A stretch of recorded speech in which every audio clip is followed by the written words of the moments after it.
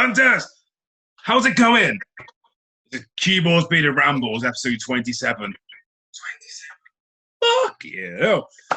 On today's show, I have a bastard of a guest. You know, you may remember him from hacking my one with Kai Sandbrook. Very rude. He is one half of the new breakout tag team in the Welsh wrestling scene, area, whatever you want to say. One half of, oh my fucking God, see, I mess up on these fucking intros all the time. Rewind. We're going to rewind. This is still saying, we're rewinding. He's one half of the brand new breakout tag team in Wales. Beers and Beatdowns, very own Blanchard. What's happening? Is that okay? How you doing, brother? Yeah. Yeah, that's my best fucked up intro I've ever had. Yeah, Botchamania worthy maybe. No, it's not that good. So yeah, do you know what? I'm not even sorry about that botched intro because you fucked my last one up with Kai. So fair deal. So obviously we have never actually met in person, so this is the first time we're somewhat meeting. So we do the handshake kind of thing. Are we doing a limp handshake or what? Oh, I'm not into that. As much as I know the history and I've done it for years, I'm not into the limp, but not into a bit of that. Right. So we've wasted enough time before we started this, so let's get into it. So I asked the same question to everybody because I'm interested in their story because everybody's got one. So how and why did you get into the wrestling business? Oh, well, I think like everyone else, I was a bit of a fan as a kid, huge fan. I'm a little bit older than most, so we're talking like end of the 80s, 88, 89-ish. Big fan. WWF, WWE, loved it, fell in love with it. Did the same stuff as a kid as you normally do. Everyone, we had trading cards back then, WWE trading cards, big swapping them and stuff in schools. As it got on, I started getting favourites like you do, but everyone else liked Hogan and Warrior, and I was always really big into Jake the Snake and Bulldog because he was British for a start. And then like I kind of like fell out of it when I was 11, 12, when I started getting really active with like canoeing and kayaking and loads of other stuff that I used to do, other sports, and kind of fell out of it. And then I said the story the other day. I was working. I left my job and I was working. Going back to college, and I was working. I got home one night from a late shift, and I put telly on, old Channel 4. And I was making some grub, and that image of the old Big Show and The Rock came on, and it said Royal Rumble 2000. Now, I hadn't really watched the Royal Rumble since about 94, so I just left it on. There was a little match on, I think it was a tag match, and then it went on to, like, not the Rumble, but the main event, and it was Cactus Jack versus Triple H, Madison Square Garden, Street Fight, and it blew my fucking mind. Literally blew my mind. So from that day on, I started getting whatever I can get my hands on to go back and watch everything what I'd missed. So I didn't know who Stone Cold was. I didn't know who The Rock was. During that, I did watch like a bit of WCW stuff at my dad's house at weekends because he had the TNT channel. So I watched a bit of like the NWO thing, but it was always the WCW. So I got back into it, started really watching it. And then while I was training, working in that shop I was working in, one of the guys I heard him over talking about the Rumble. So I was like, God, oh my God, it was fucking amazing. We just started hitting it off, talking, and he was big into bodybuilding and stuff. And he said, look, come to the gym with me. So I started training again. And I was always fit and active because of kayaking. So I went and started training with him, getting a bit bigger. And then the one day he said, listen, I've met this wrestler, and he's going to be at a show in Worcester in the Purchasewell Leisure Centre. Do you want to come and watch it with us? And it was a company called ESEW at the time, run by Rich Price, who used to wrestle as Nick Knight. And come along and I'll see if we can meet the guys, like, and say hello to them. So no worries. So came along, watched the show, really good show. And then the one wrestler came out because Russ asked him to, and I met Johnny the Body, or Johnny Rose now. He liked my look and stuff. We had a bit of a chat for a few minutes. And he said, look, there's another show soon. I think it was a week or two later in this local area by me. You come over before the show. We'll get you in the ring. And you can have a go, like. Excuse me. So we did that. I got to show my mate came with me, got in the ring. It beat the piss out of me for a couple of hours to see if I had it, I suppose, like proper old school. Ran the ropes. A lot of the other guys that were there got in the ring with me. Ran the ropes, clotheslines, bumping, taking slams, suplexes. Just literally 2 hours non-stop of me doing that. And I really enjoyed it. Shook everyone's hand, as you do. So thank you very much. And that was on a Saturday. On the Wednesday, I got a phone call from John saying, I'm going to a show in Birmingham. I think it was Campton area in Birmingham for a company called K-Star Wrestling. I've got your spot in the Rumble. Have you got any gear? So, literally less than 6 days after first getting in the wrestling ring, I was in a Rumble. I then proceeded to just travel wherever John did, and kind of the rest is history, really. I literally went every show I could get to. Met this group of wrestlers that were all in my local area, became friends with them all, and literally whatever show there was, or event, or whatever, or training, I was there for the next year. So that was how I got in. So nice. It's a bit unorthodox because everyone's like, oh, I go to wrestling school and stuff.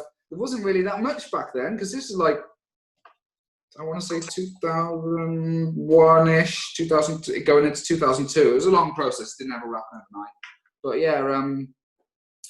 yeah, that's how it happened, mate. Oh, nice.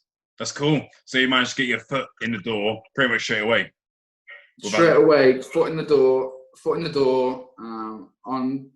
I kind of did my training in shows in front of people. I literally got my ass handed to me for about 6 months, maybe a bit longer. And I just started picking up just by being around people, and we do a little bit of training stuff before, and then guys would show me. I literally had John was there. I had quite a big learning tree because of all these guys just took me in because we all got on. And we all became big drinking buddies and stuff. So it kind of literally I just got took into this group. Rich Price, Nick, used to wrestle as Nick Knight.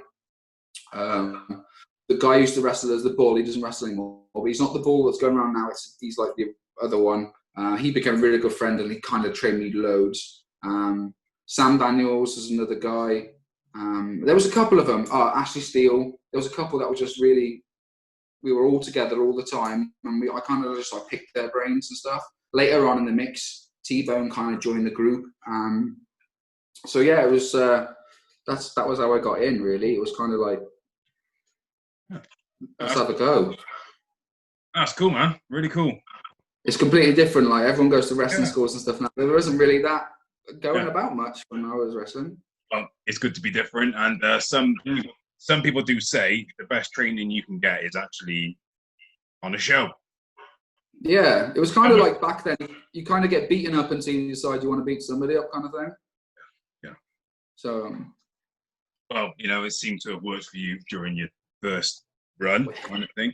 But we're going to get back into that later on. So, next question is, who was your biggest influences at that time? It could be like, it could be from WWF, whatever, or who was actually on the independent scene at the time. Like I said, my mate, the Bull, Nick, he was incredible. We spent so much time together in and out of wrestling. I'd literally just pick his brain and he'd show me stuff or whatever. But when it came to the big guys back then, it's kind of always been Bobby Heenan. It's kind of always been Bobby. I loved him as a kid, even though you shouldn't have. And probably one of the reasons why, because I actually got into wrestling just to kind of be a manager. That was the real deal with me. I wanted to manage, and the wrestling thing just came about naturally. But no, I wanted to manage. Bobby Heenan was huge. I went back and watched everything I can get my hands on of him. And there was other guys. So because of not knowing the history, because I missed those years out as a kid, I went back and I literally watched everything of the Horsemen. Became obsessed with the Horsemen. Became obsessed with the NWA era of wrestling.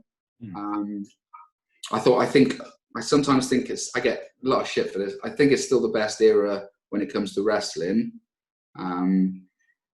It's not the most the entertaining one.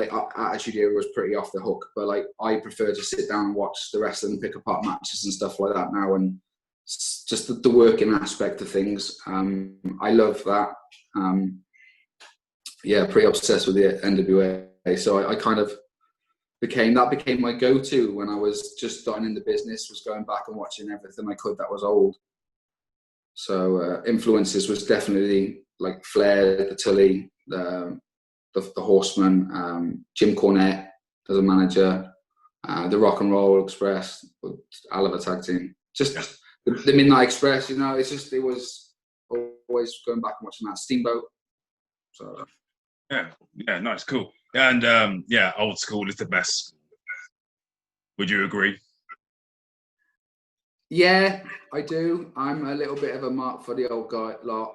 So I think it's my favorite era to watch still.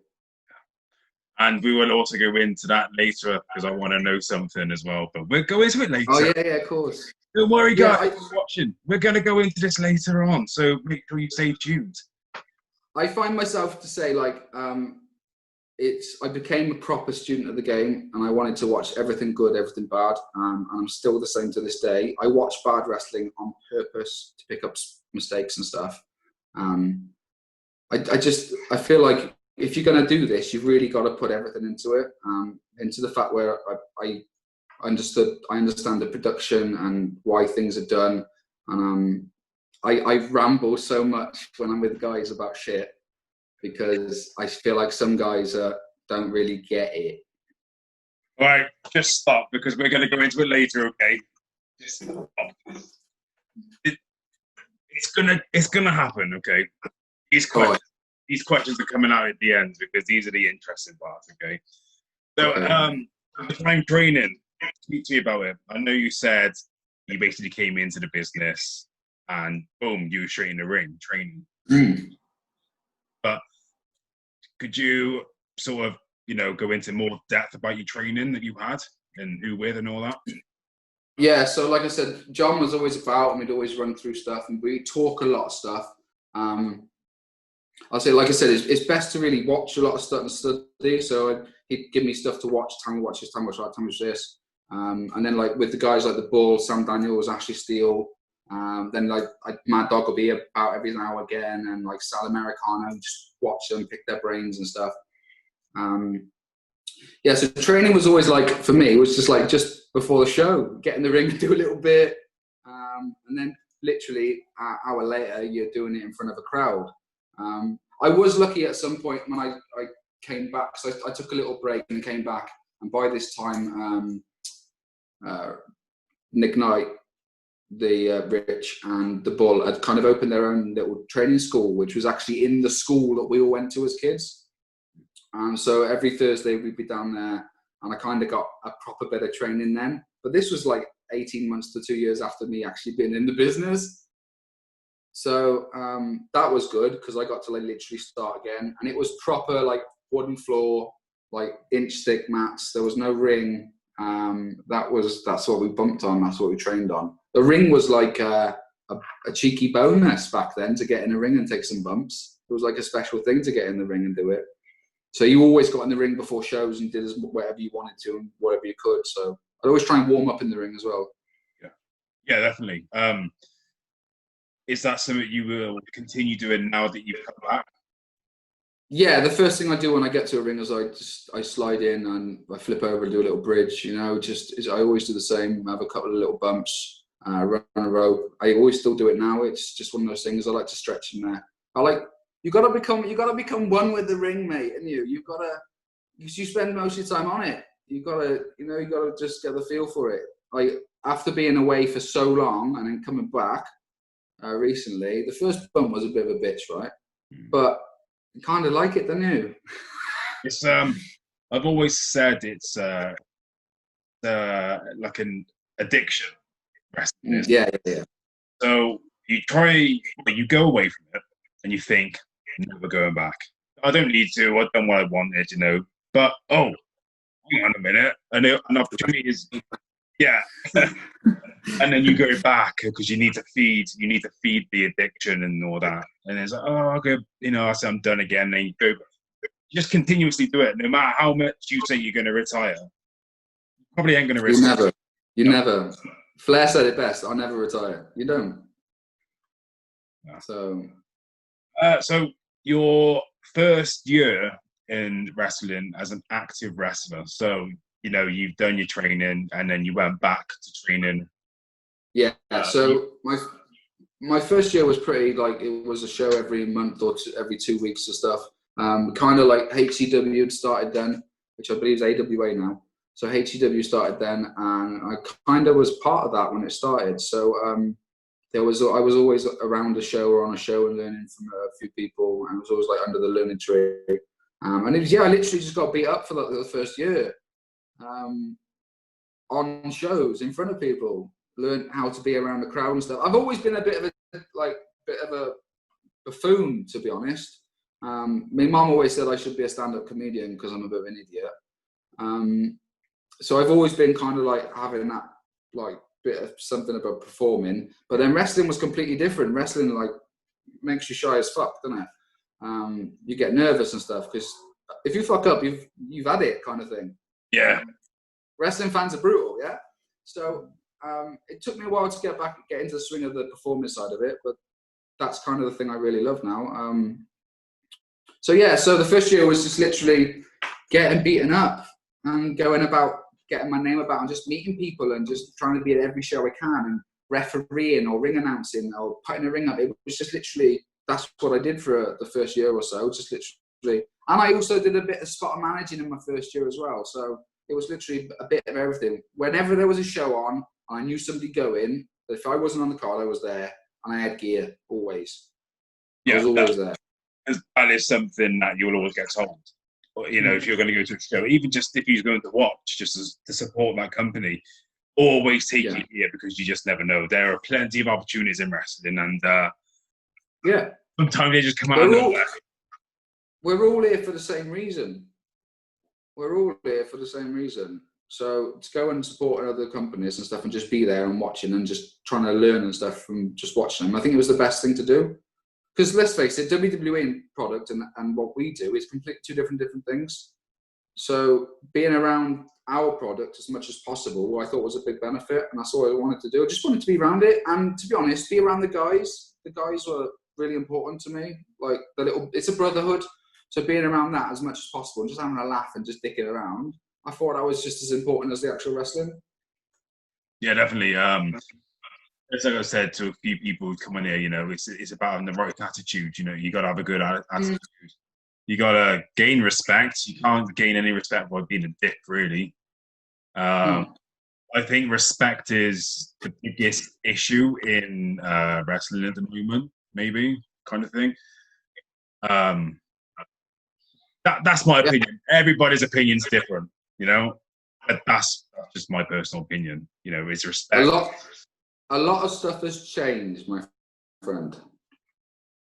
Well, we're going to go into that again. So it's come to that time already. My favorite part of the show, where, well, we know we're going to cut to the intro now.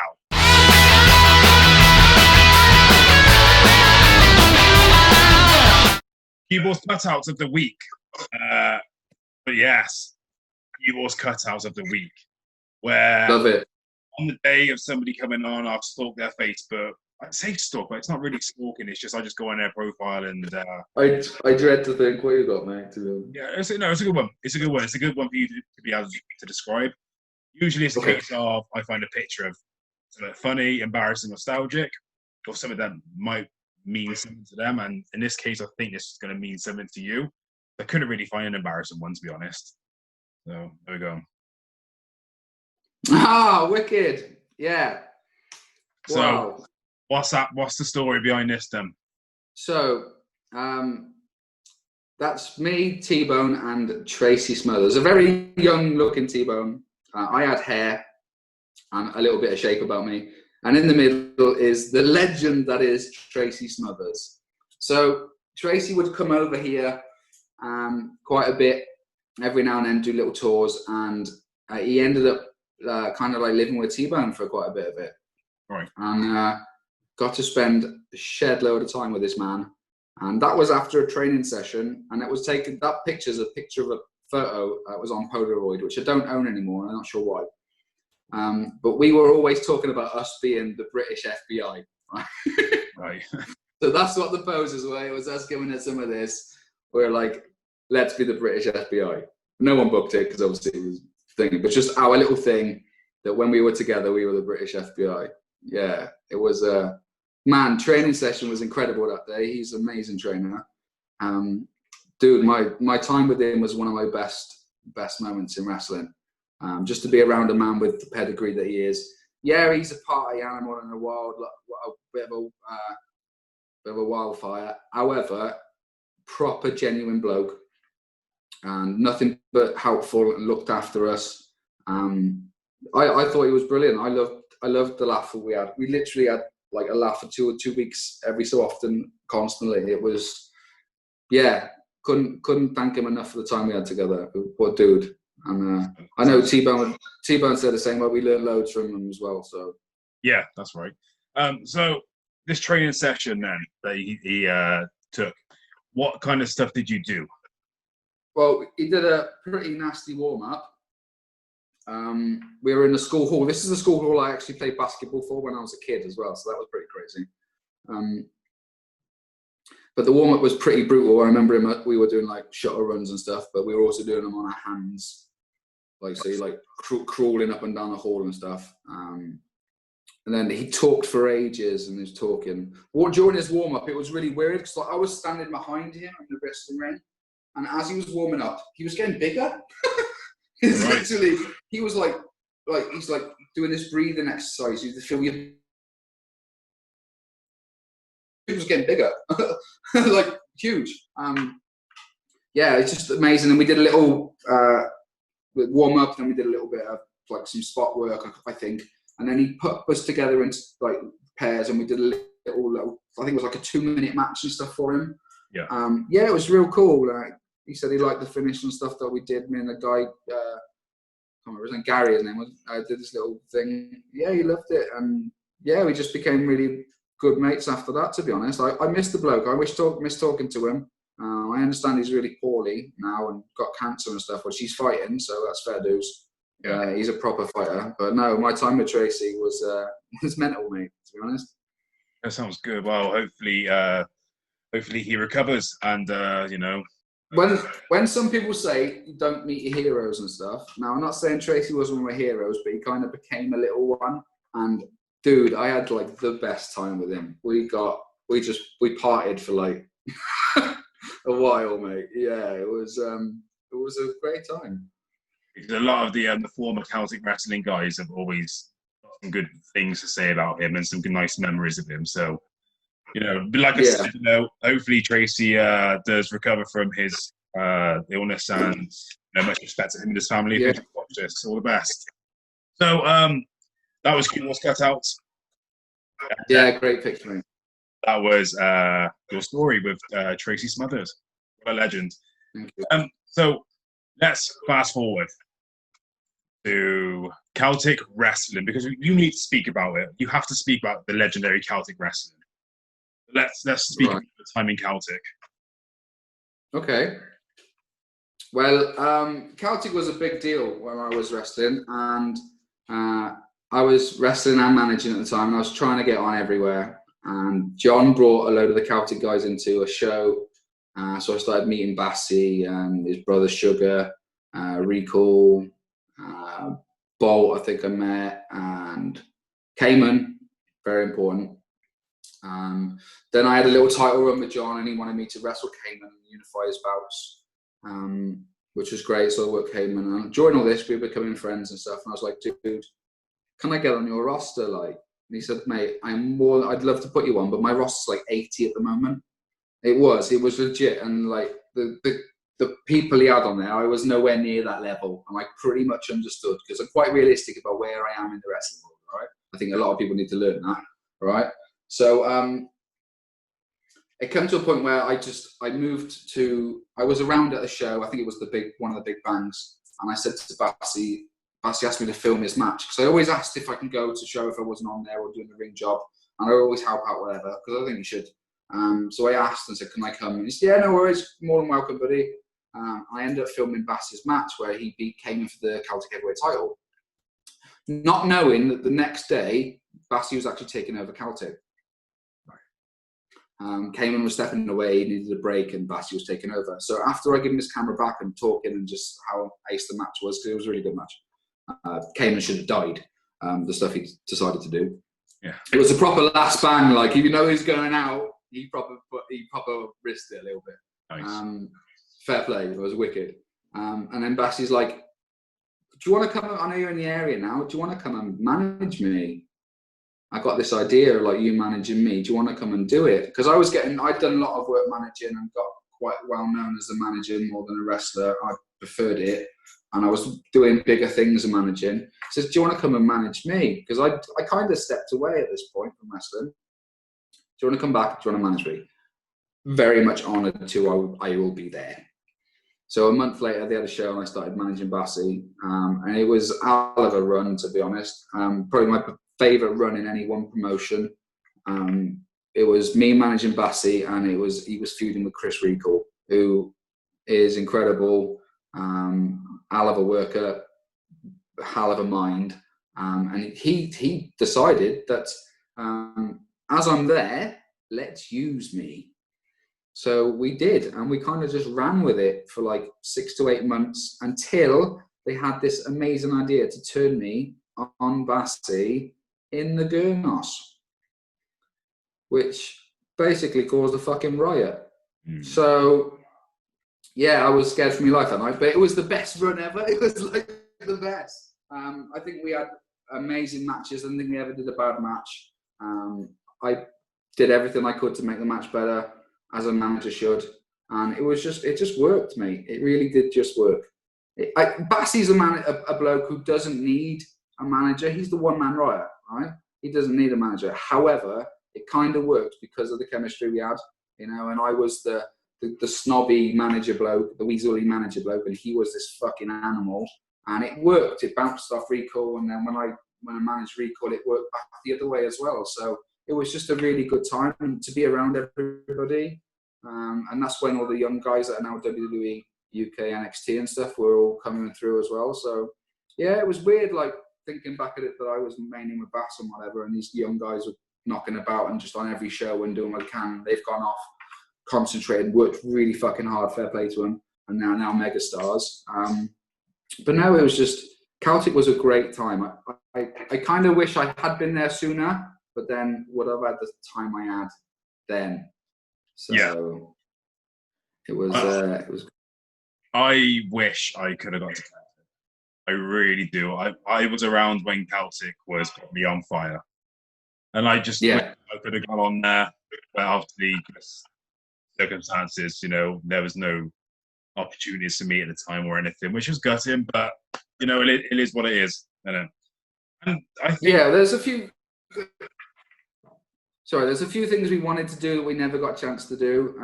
So like, there's little regrets in like matches and spots or whatever. But no, my time there was incredible. Yeah, everybody who comes on who was a former Celtic member has nothing but good things to say about it, which again makes me jealous. In fairness, you know, but I don't. But the gimmick I was doing back then, I really don't think it would have worked in Celtic. To be fair, but like I said, it is what it is, and I think we need to get one person on at some point. It needs to be Chris Record. I think he needs to get his backside on the Rambles. So hashtag kind of thing, you know? Yeah, man. Seriously, the guy was amazing. I mean, I first met Danny Owens in Celtic as well when he was like, I don't know, 12, 13. But the guys, they're real close still, and we're all real close. And I'd like to think that I am a Celtic guy, because that was the run I really had, and to get to work for them and be there for a certain era that I was, because there's kind of like 3 or 4 eras of Celtic. To be there when I was, I'd like to think that I was a bit of a Celtic guy, even if I am slightly not forgotten, but I wasn't there for as long as some of the other guys. So I like to think I made my contribution to the company really well, and just had a ball, mate. To be honest, I loved working at Celtic. One night we had bottles of champagne, and I don't even know why. Right, but it was just one of the best nights ever. You know, we just got drunk, right, literally. But it was all. I got called Shirley Bassey by the general manager, Jason Cross. He did a little promo. I didn't know it was coming. He says, "Look here, we've got Thomas Bassey, we've got Sweet Sugar Bassey, and we've got Shirley Bassey, right? And I just literally started laughing because I didn't know it was coming. But it was like complete kayfabe rubbish. So on the side of the ring, just but like it was just the best time ever. I can't fault it. I never had a bad moment in Celtic. Well, hopefully you can relive that because. Oh mate, I'd love it to come back. I fucking love it. I would, yeah. You never say never, I guess, is the phrase. This. I'd love it to come back. I think it was hot, mate. It was a hotbed. Yeah. So obviously, after your Celtic time, you decided to step away from the ring again. Yeah. Are you willing to share the reasons why? Well, Celtic kind of died, and it put a bit of dampener on things because I loved it. And there wasn't much more opportunity then. And like I said, I kind of found out that I was poor. I was pretty ill, to be honest. I'll go into detail. It's fine. I'm not thing by it. So I was in the house one day and I didn't feel right, and I could hear my heart beating in my ear. And I looked down and I could see my heart beating through my chest. Yeah. So ambulance job. Hospital. I was 26.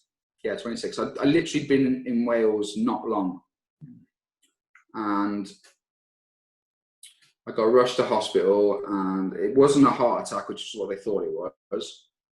I had a load of blood tests and other tests, and it found out that I got diagnosed instantly with something called Graves' disease, which sounds epically like scary. It can be, but what it is. So everyone's got a thyroid in their neck that controls your T hormones and stuff, which help your body work. Now, Graves' disease is when you're not just like overactive, and it's very common for people to have overactive thyroids or underactive thyroids. Graves' disease is an extremely dangerous overactive thyroid. Okay, so my heart was pumping 4 times faster than it should have been. Hence, I thought I was having a heart attack. My metabolism was super quick, so I was literally eating like everything in the house, never putting weight on. I could drink and not get drunk. That's pretty cool, I suppose. It was, but very dangerous, right? So my metabolism was really quick. I nearly killed my father-in-law like many a times on the session. So, yeah, my metabolism was so quick. It was just crazy, and it was making me insane. So I was literally bouncing off the walls. I was like Zebedee. I was like all the time on the go, couldn't sleep and stuff. So the only way to treat that part, because Graves' disease is a massive spectrum of illnesses, there's about 15 of them in one thing, right? But the most dangerous one is having the bad thyroid. So about a week and a half after being diagnosed, I was having radiation to kill my thyroid. Now, it's nowhere on the level of other people that have radiation treatment now, okay? I just want to put that out there. It's not crazy. It's not like proper radiation for people that are really poorly with cancer and stuff, right? It's a very mild dose. It's the most mildest dose you can have. But for 3 weeks, I wanted to die, right? Because it makes you feel terrible. It's horrible. I had to consume it as well, so I was drinking it. So it was in my body for 3 weeks to try and destroy my thyroid. So I went from being 13 stone ripped, right, could eat what I wanted, to then, so the only way to treat it, the overactive thyroid, is to make it underactive. Yeah. So to treat it, they have to kill it. So then my body went in the complete reverse. So within 3 weeks, I put on 4 stone.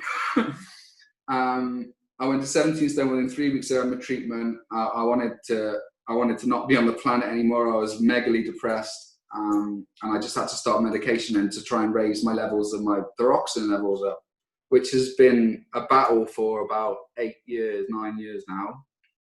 Maybe like, yeah, no more than that, 10 years now. So it's been crazy. My body, I have no metabolism now. I medically don't have a metabolism. So I can put weight on. That's why if you see lots of pictures of me within the same year, I don't look the same bloke. In the same, I've got 2 sets of wardrobe, 2 sets of clothes. I've got fat clothes and skinny clothes. because sometimes I'm in the, you know what I mean? It changed everything about my body. I lost my hair because of it. I have loads of other issues because of it. Mental health is a huge one because of it. I forget things really easy. So warning lads, spots could be interesting. But no, it literally changed my whole life, having this stupid little thing in the neck just decided not to work. So I take medication every day to try and keep my levels correct. And in the 10 or so years I've had this, my levels have only been correct for about 5 months in about 10 years. So, however, they currently seem good. Yeah, that was my next question. So, with all of these health conditions, how have you found, because obviously you have come back. You come back, bigger fucking badder than ever, right? Because you are in now the tag team, the XB, Beers and Beatdowns, right? With Danny Owens. So your time being back, obviously you just doing training right now at Nexus Shows. How are you finding it? How are you finding it now? Are you able to do? Yeah, I wasn't the most athletic wrestler anyway. I was more of a worker. But I've done a couple of like matches and sparks and just training and stuff. And I seem to be okay. My body's doing well. I'm really doing well on my diet. Like the weight thing's a big deal for me because my body, I could eat salad for a month and put weight on basically because I've got no control over it. But like I dropped 2.5 stone this year, which is the best. I'm the lightest I've been in about 9 years. I'm feeling good. I'm feeling strong again because your strength goes. So I'm feeling strong again. Yeah, I'm feeling okay. Wrestling is now my thing to concentrate on to get myself better.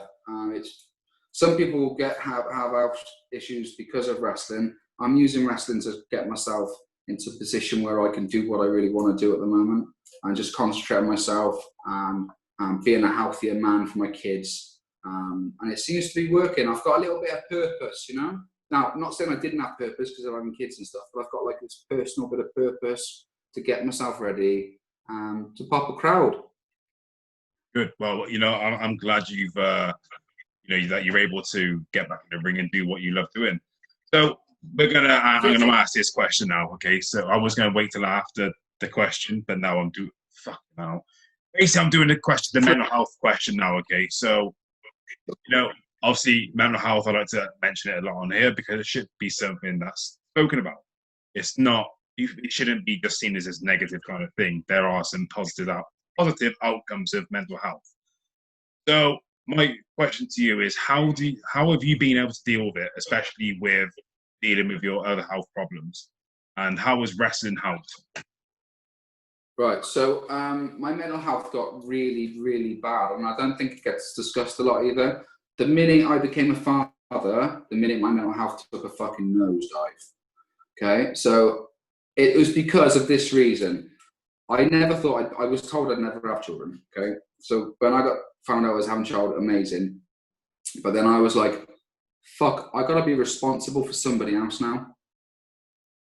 And I can barely look after myself. Right, I got to be responsible for another person, and I can't fuck up. So I couldn't fuck up at work because I need my job, so I can look after my child. You know, I couldn't fuck up in any aspects, which put major pressure on myself, like ridiculous amounts of pressure, which then started the anxiety because of all the pressure I had on myself. Which started depression because I never thought I was good enough, and it just snowballed into this monster that I became, and it put a lot of pressure on my relationship and everything. Hence, I'm single, but that wasn't, you know, it put a lot of pressure in my professional life and my personal life because of the way I was thinking. I think really weirdly now because of it. Like, I have big issues with things that aren't fair, especially in work. Things have to be fair, otherwise I get really fucking baffled by it. And I'm like, why? I want to know why all the time, which gives me a bad rep for being fucking not a knob. I'm not, I just need to know why. So it put a lot of pressure on me.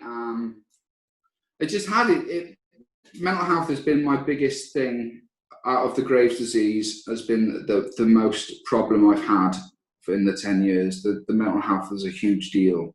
And like, I'm not really going to talk about it, but I professionally work in the industry now.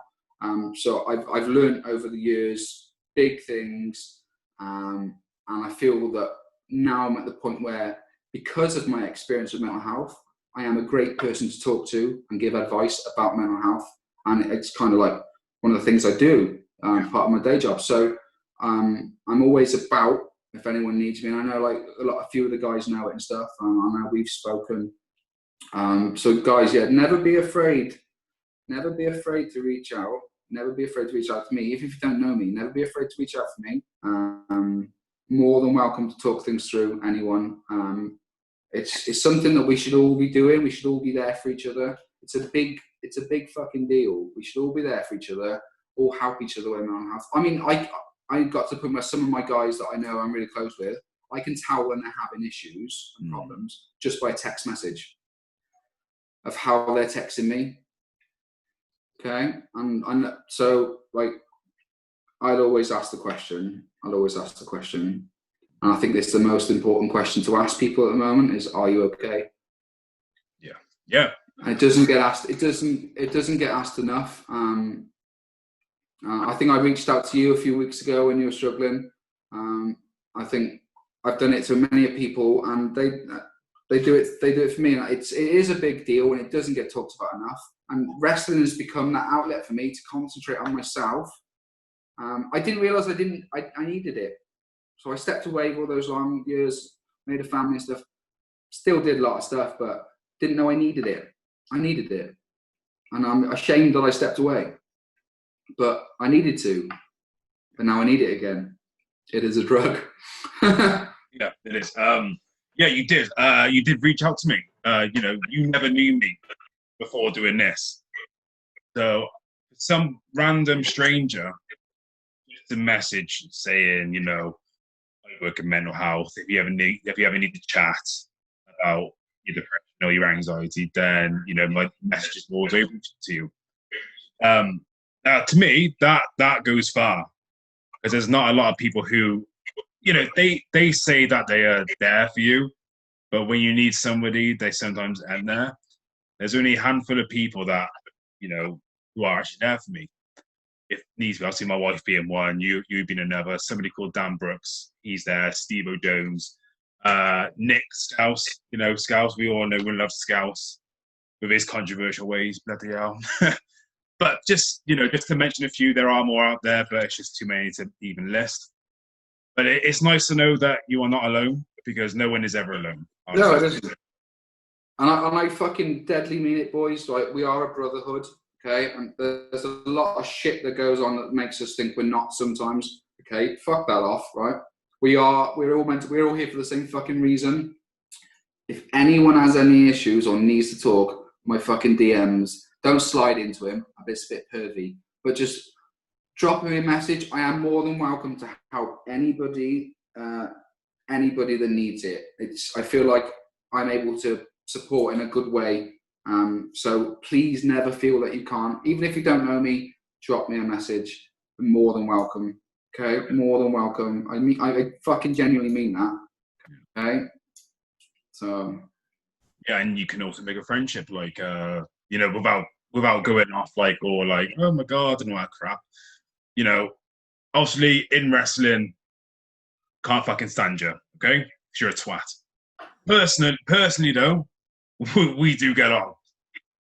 Man, it's like that's killing kayfabe, but fuck it, Dude, right. This is where we say, look, guys, right. So wrestling wise, we don't get on. Personally, we do. That's because it's called a work, okay? Okay. This is what we call a work. So no, yeah. I like to think I get on with everybody. If you don't like me, that's not my problem. I don't think I've done anything bad to anybody. But yeah, we are a group of people that all like the same thing. We all love the same thing, So let's stick to doing that and stick to being there for each other. I think it's a fucking big deal, and it goes for the female wrestlers as well, right? Yeah, whatever. Anybody that works, it could be a referee, announcer, anybody. If you need to talk, people are there for you. Okay, so the minute you realise that the people are there for you, it's the minute like a problem shared is a problem. You know what I mean? So just never be afraid to talk. It's okay not to be okay. All right. Yeah. Hashtag it's okay not to be okay. Especially with lockdown happening potentially again, the mental health thing is just, yeah, it's crazy times. And like Aaron said, my messages are always open to anybody as well, like I've said in previous videos. So don't be afraid to talk to me. Even get in contact with me through my actual page if you don't know me personally. We are here. We're not assholes. If you need help, we're here. And that's that. That's that. Yeah. So that's mental health covered. So much love for that. So my last question for you, and this is where it gets interesting just a little bit. So, what thoughts on the current state of the independent scene?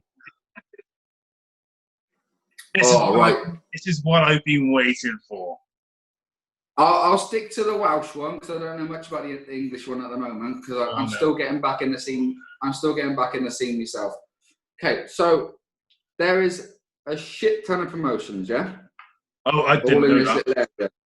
Is there? In this little area, there's fucking hundreds of them in it. And everyone seems to be at fucking war with each other. Everyone hates each other because of stupid fucking bitchiness. Bitchiness that didn't happen when I started. Okay, we're all here to wrestle, right? It just seems to be like it's lots of poison going around and lots of slagging off who's better than who. Does it really matter? You know what I mean? Accrington Stanley football fans are still football fans. Just because they're in a lower league, it doesn't mean they're any different. I just think there's a lot of stuff where guys have forgotten the art of wrestling, as in the art of working. Everyone's concentrating on getting their own shit in and not helping the other person get over. Getting somebody over is your main job. That's what I was taught. You have to get the other person over, be it making yourself look bad or making yourself look good. You get the other person over. That's very much missing. I don't see much comedy nowadays, which is quite sad. Have you seen my stuff? Yeah, you're like one of the only ones that does it. I've seen there's not much of it. I watched a couple of shows. I can't remember who they were. There was like nothing funny about any of the show. A wrestling show is like the circus, yeah. So you've got jugglers, your lion tamers, your tightrope walkers, you've got your clowns and stuff.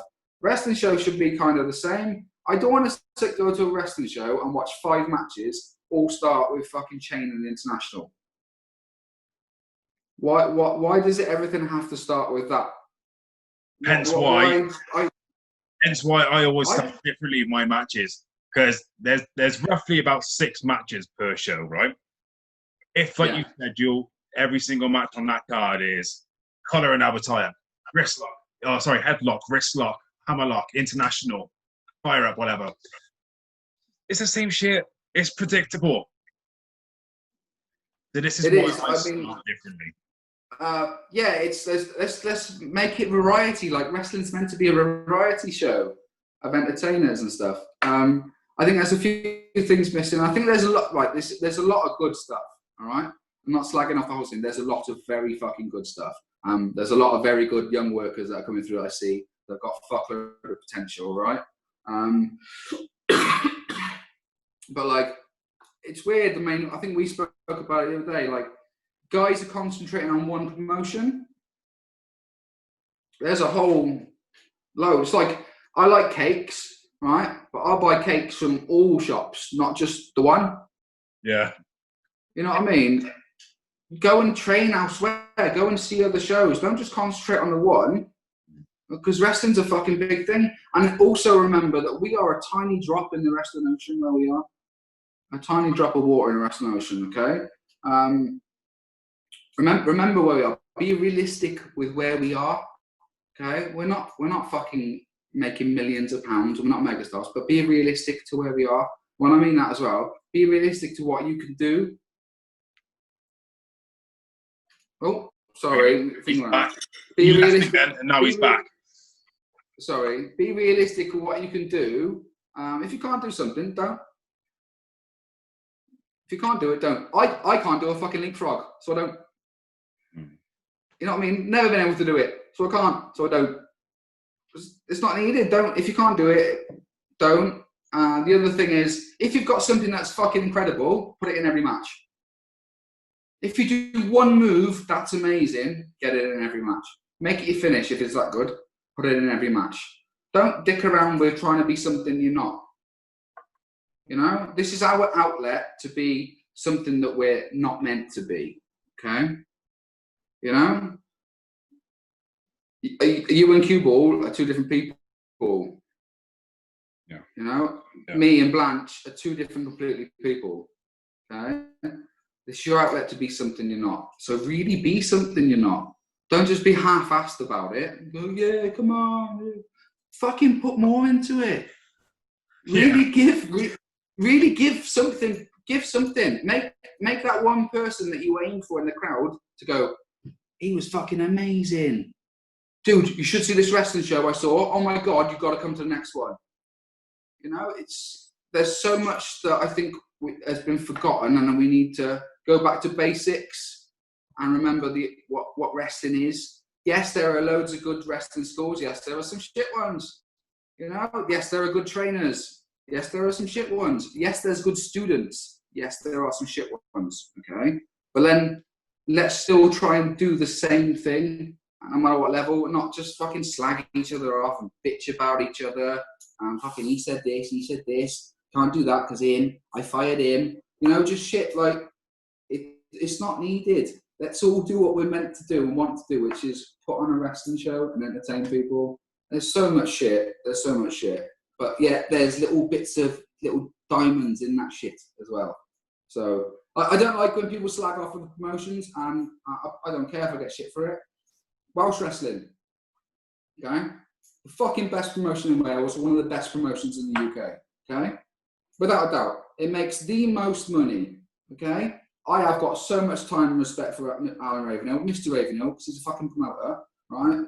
Because of what he does. He found his niche in the market and fucking went for it and works harder than any other promotion in the fucking business, but yet he gets slagged off. Why? Because he's successful? That's it.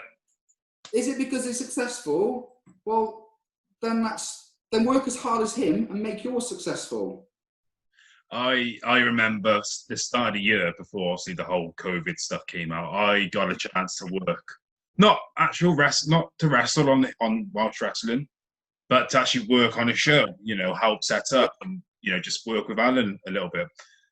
And it was different, but it was a good different.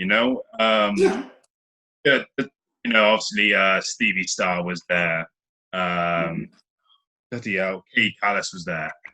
Basically, all of his regulars were there. It wasn't different. He, like you said, I agree with you.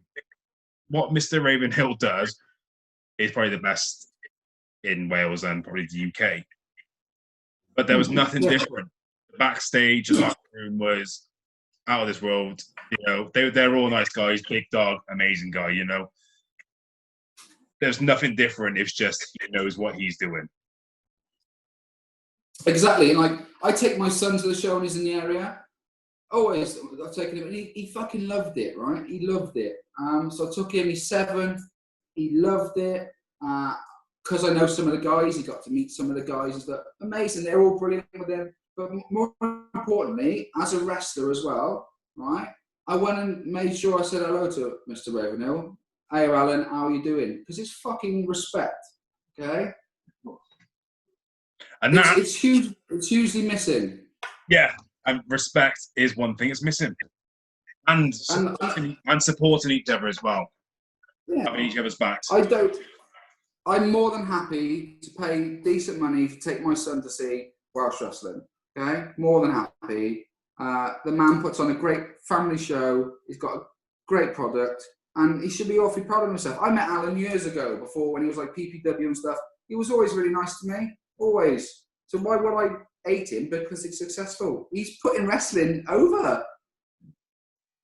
And this is one of the things that's missing is the respect thing. You got to earn your respect. You don't just get handed it. You gotta work. And like kayfabe is, I know kayfabe, everyone says kayfabe is dead because the internet, blah, blah, blah. There's still lots of things in kayfabe that still should happen. And respect is the fucking main one. Like, respecting the guys that come before you. You know? If I haven't seen Bob Blondie Barrett for ages, but if he walked into a room and I had a chair and he didn't, he'd fucking have that chair. You know? If he was carrying shitload of stuff, I'd be helping him carry stuff. Okay? Because he came before me, and that's just how it should be. I think there's a lot of old school stuff that's completely forgotten because everyone's just concentrating on being superstars. And I might get shit about it. I don't really care because it's not going to affect my work. Right, so like I said to you earlier, everybody has their own opinions, and if they don't like it, that's their own problem. Everything you have just said, to me, I think you are correct. But that's just me. I've been around the business since 2009. I was 15, I think, back then, and that was one. Sorry. God, I'm old. Yeah. That was one thing I got drilled into me, the mentality of it, you know, respect your elders, but, you know, respect the veterans, you know, it's just having the right mentality, the respect aspect of wrestling. And that is something that is needed, sure. You know? And you've got to earn that respect as well by putting your fucking time in, you know? People don't know my background and how much I've actually done. And the people I work with and how much I did about, that's fine. It wasn't documented. There was no camera phones and shit back then. Everything was recorded on a fucking camcorder and you barely got footage on a tape. I don't mind it. However, I feel like I am a student of the game. I've learned so much and I feel like it's my time to start putting back into the wrestling business now because I got so much from it. So that's why I'm trying to do a bit more training. And the guys are starting to realise that old bastard, he actually makes sense. And as long as I'm doing that and I can make someone's journey a little bit better, I think that's a good thing. And like, there is so much missing. I know it's not the same time and it's never going to be. But look, basics are missing. I think some promoters book badly because basics are missing and they want to put their mates on. It's a business. Business has to come first, otherwise it's never going to work. Lots of people are making silly mistakes. Right, I make silly mistakes, we all do. However, we need to learn from these silly mistakes and move forward with our product that we like to put out. Okay? So there is loads of stuff that could be fixed and just it's simple, small things as well. I mean, Dragon Pro have got the best school going in the area. Yeah, without a doubt. I don't know much about anyone else. I don't know much about Exposure. I don't know much about Exposure, but they always put good product on. I've seen some stuff. But Dragon Pro is the most well-known one because the guys are training and stuff. They have got the best school in the area, right? Go to it, but then go to other ones as well. You know what I mean? It seems like there's like you can only go to one, or you can no, get everywhere. Get wrestle wherever you can. Go and see seminars by everybody. Okay? This is the thing that I like about the Knockout Pro Wrestling Academy. I will mention them. I'm not kissing their ass, but that is my second stomping ground. My first stomping ground was Pro Evolution Wrestling, which is Evolution Wrestling now. My second stomping ground is Knockout Pro Wrestling. And Andrew, who I had previously on, he's always encouraged his trainees to go somewhere else if they want to. He's never said you got to stick with me because there's only a certain like what's the word? There's only so much he can teach you because everybody teaches wrestling differently. Everybody's had different experiences. So go to Knockout Pro Wrestling, go to Royal Imperial Wrestling Academy, go to Exist, go to Dragon Pro, go to fucking Exposure Academy. You know, nothing wrong. Yeah, we're not. We are independent contractors, right? We can work wherever we want to.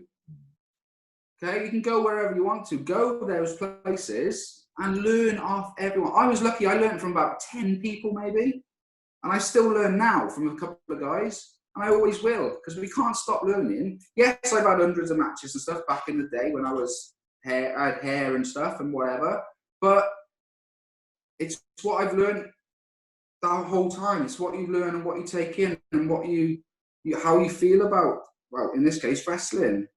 You've got to learn from everyone. There's no there's no harm in learning from more than one person.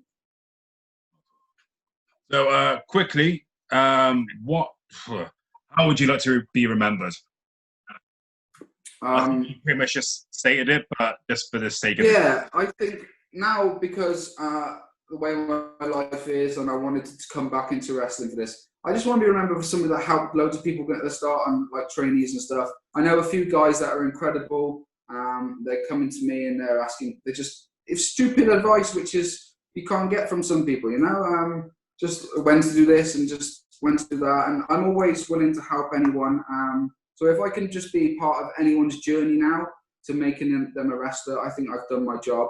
Okay, yes, I've had a load of matches and I want to cut the bouts or whatever. But me coming back as well isn't just about me coming back.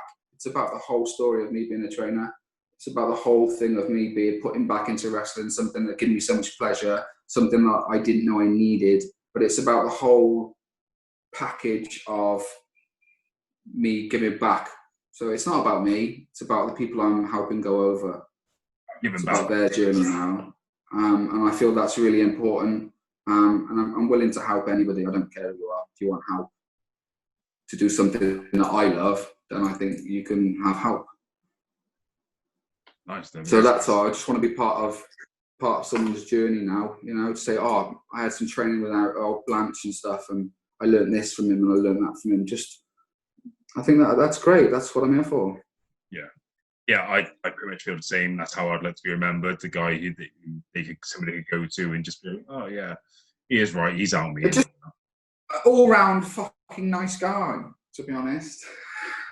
I said, I don't think I've ever had a fallout with anybody. I might after this, but who cares?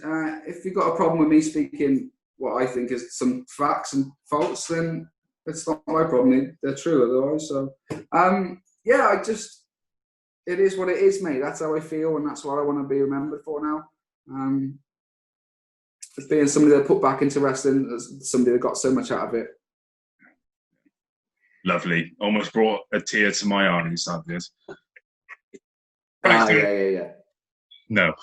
So this is the fan submitted questions. You got a fair amount of them, so we're going to have to try and go through these quick. Okay, so first question is by Josh Smith. Do you think Danny Owens should answer the Soul Killer challenge? Who the fuck is Soul Killer? He has a foot fetish. Does he? Never. He doesn't, but he does. Dude, if he wants a piece of Danny Owens, then he's stupid, isn't he? We're talking about a proper vet here in Danny Owens. He just likes punching people.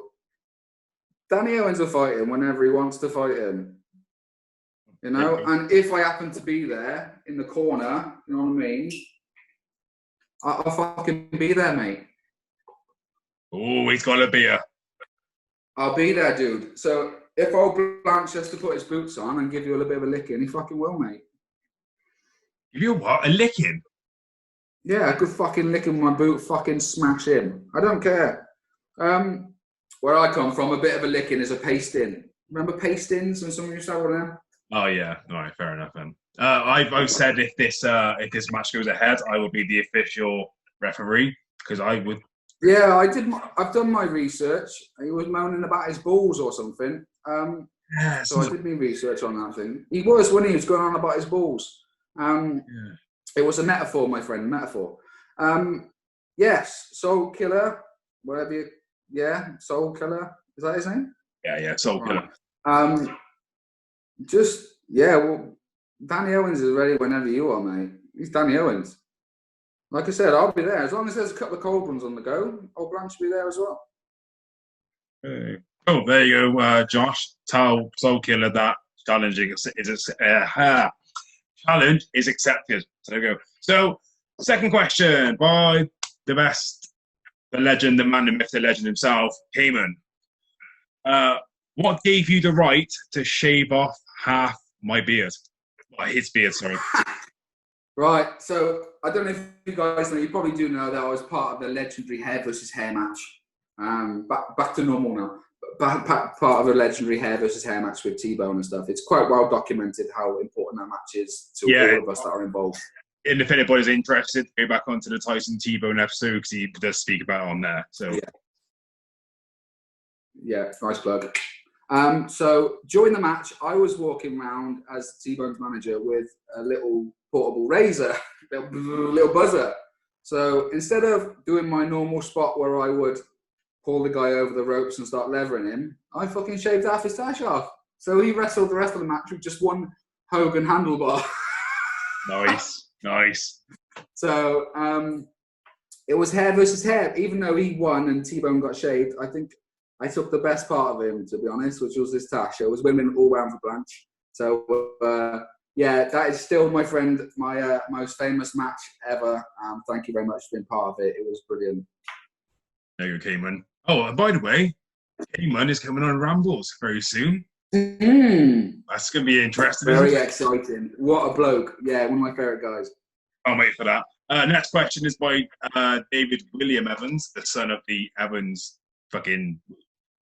They're probably like one of the best Welsh independent fans, to be honest. I'll give one. Yeah.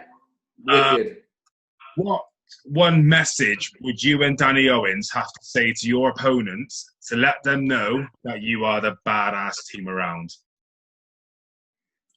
I think just by the vignettes and stuff that are coming out that we're proving that we're badass and everyone wants a piece of us already. Everyone's mentioning us. Everyone wants a piece of us. I saw there was some kind of message about 7 versus BXB the other day. I know Yeah and Scare want to get in. You know, there's a few guys. Method and Madness are even talked about. So I think already everyone wants a piece of us because we are badasses. We're two proper grizzled vets, right? We're 2 old guys, yeah, that have been around for a fucking long time. 2 old guys that have been around for a long time, but they can still go. We're not here to be fancy. We're not here to be fancy. We're here to kick someone in the throat and have a beer. That's what BXB is about. All right. So we'll do what we want when we want, and it's probably going to be that way. All right. Fair enough. So in terms of business, I personally think that you and Danny Owens are the old guys, right? So you're trying to find a way of becoming relevant again. No, we're here to make other people famous, mate. Is that so? Is that okay? Well, we'll see. We'll see about that because I know after lockdown something's going to be happening between Yeah and Scare and BXB. Well, anyway, let's do it. Mate, that's money. The more money, the more beer, my friend. Money. All them pound coins off Johnny Rose. Anyway. So Chris Edmonds, we all know Chris Edmonds, referee Chris Edmonds. If you could swap lives with any wrestler, past or present, who would it be and why? Right, this is a fucking great question, by the way. Like, short, sweet, I'm going to turn a light on. 2 seconds. Yeah, man. Do you want me to do the same? Yeah, crack on. There we go. Right, I got a fucking halo now. Look at that. Oh, beautiful. Is that better? Right. So, I thought about this when I saw the question because let's face it, it was out there.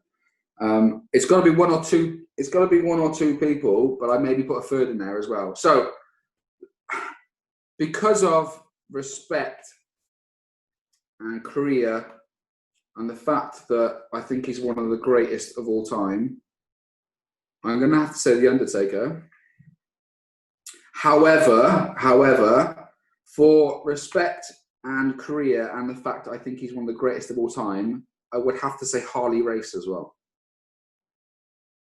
Nice. If Andre the Giant is scared of you, you're fucking doing something right.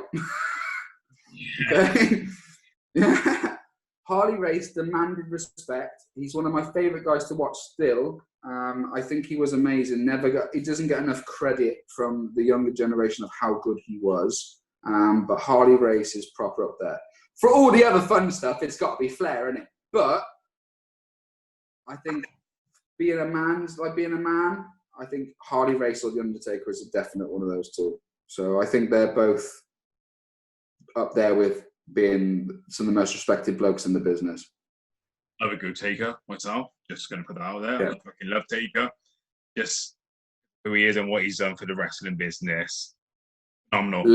Less is more, my friend. Less Yes, is more. and that's something I've always fucking said. Less is more, and the sooner people realise that, the fucking better. But it's dude, watch me wrestle, guys. You're gonna see fuck all. Easy. Next question by Bass, Anthony Thomas. What did it feel like getting beaten by the man they call Bassy in under 10 seconds in SWCW?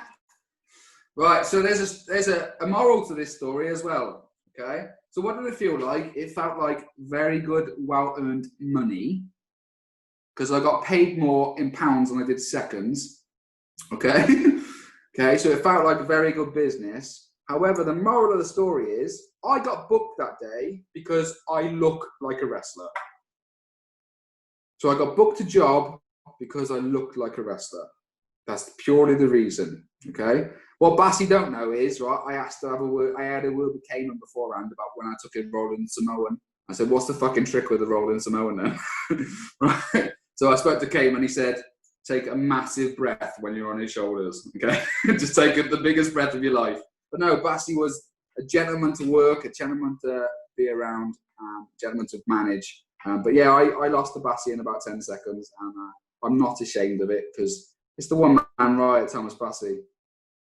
Definitely. It was, yeah, it was good. It was good. Yeah, you got to. It's the character, you know, and you know, character work and all that. And business is business. Yeah. Last two questions are from your boyfriend Daniel Thomas. All right, calm down.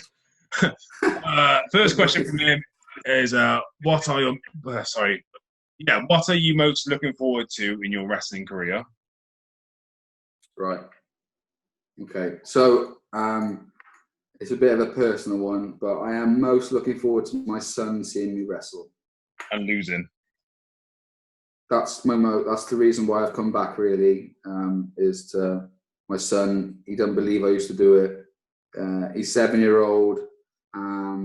He's incredibly into wrestling, but not what you'd expect him to be into. It's probably because Daddy's influence. He's a big fan of NXT, which I think is great.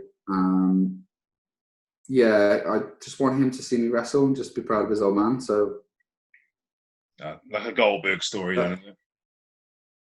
No, because I'm going to wrestle. Oh, fair enough. Yep, fair enough. And his last question, and the last question out of all of them. Oh, yeah. How does it feel being in a tag team with a superstar? Now, I don't know who this superstar is, but yeah. Well, I'm not being funny, but my time tagging with T-Bone was amazing. Yeah. All right, so we'll just leave it at that. You know, my time tagging with T-Bone, I've had pretty good tag team partners in the past. So my time to know. Danny is Smurf. I called him Smurf. Yeah. Smurf is a genuinely nice dude who's become real close friends over the last 12 months or so. He's always there for me. I can't speak highly enough of the guy. His mind for the business is ridiculous. Okay. He's nearly as clever as me in that aspect. Nearly. But he comes to me, we talk. We're always on the same wavelength. And I think he'd be the same ring as well. So, yeah, I can't speak hard enough. The guy is a great lad. He's also got lots of cool things coming. So it probably lead me on to Carnage, Pro Wrestling Carnage. So there is a new promotion in town, Pro Wrestling Carnage. Danny is the boss, and he wants to run it the way that we saw things get run in Celtic and other ways like that, like the proper way.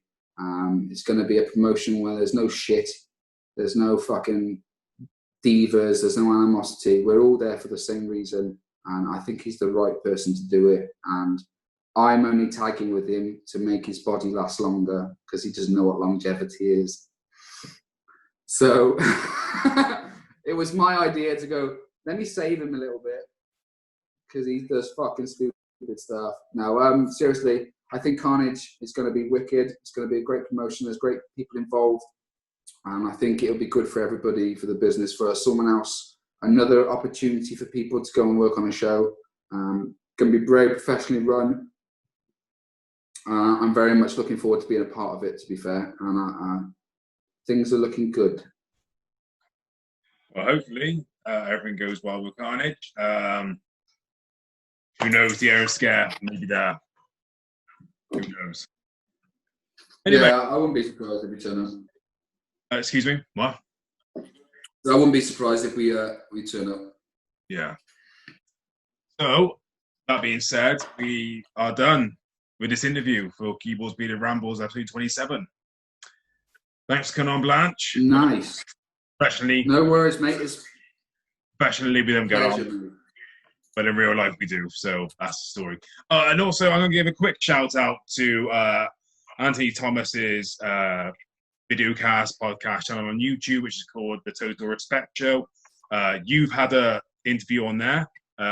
Your tag partner, Danny, yes, had a podcast interview on there. So was Cayman. So yeah, go and check his YouTube channel out. Yeah, that's Total Respect Show. With this, click of the finger, you'll see a picture come up right now. So there we go. Beautiful. So this has been technology. Yeah, technology. Oh. So this has been Blanchard. I've been CueBall. The bald-headed prick, whatever you want to call me. And do you want me to do the finish? Yeah, go on, because I always fuck it up. Go on. Right, guys. So let's like the show, subscribe. Okay, turn on notification buttons, and remember #BXB. Oh, you prick! It's #, yeah.